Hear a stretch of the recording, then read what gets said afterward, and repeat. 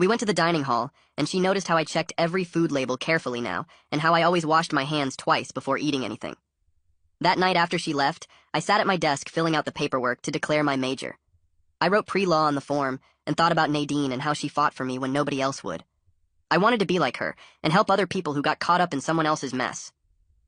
The advisor asked why pre-law, and I told her I'd seen how the legal system could destroy someone or save them, and I wanted to be on the saving side. She signed my forms and said I'd need to keep my grades up for law school, which I already knew. I threw myself into studying and joined the debate team and mock trial club. My phone buzzed one night the next year with a message from Ella. She said Mrs. Pierce's daughter got arrested for harassment in their new town in Arizona.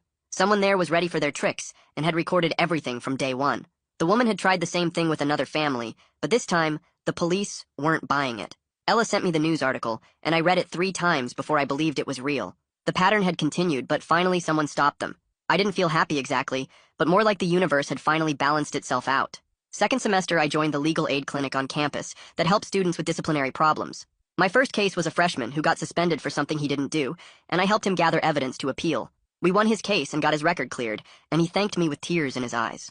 The clinic supervisor said I had a natural ability to see through administrative BS and find the real story. More students came to me for help, and I realized my horrible experience actually gave me skills other people needed. Winter break came, and I was at the grocery store buying stuff for dinner when I turned the corner and almost ran my cart into the principal. He froze when he saw me, and then started apologizing right there by the frozen vegetables. He said he was sorry for rushing to judgment and that he was just trying to protect the school from getting sued.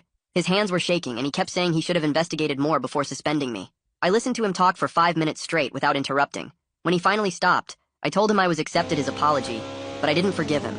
Some bridges are supposed to stay burned, and that was a lesson I learned the hard way. He nodded and walked away, and I never saw him again after that. Back at the school, my friends were hanging out in my room when someone Googled my name for fun and found Lance's articles. They read the whole story out loud and kept stopping to ask if it was really true.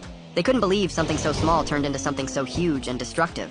One girl said she would have just given up if that happened to her, but I told her you don't know what you'll do until someone tries to take everything from you. They said they were impressed I fought back and won instead of letting them destroy me. The story spread through our friend group, and people started coming to me for advice about their own problems with unfair treatment. 3 years passed, and I was sitting in my law school orientation, listening to the dean talk about justice and advocacy. The firm that sponsored my full scholarship specialized in defamation cases, and they'd recruited me specifically because of my background. My supervising attorney said the Pierce family had accidentally given me the perfect origin story for this kind of law. I was going to spend my career turning injustice into justice one case at a time and help people who got steamrolled by someone with more power. The girl sitting next to me asked why I chose defamation law, and I told her it chose me when I was 17, and someone tried to ruin my life over peanut butter. She laughed, thinking I was joking.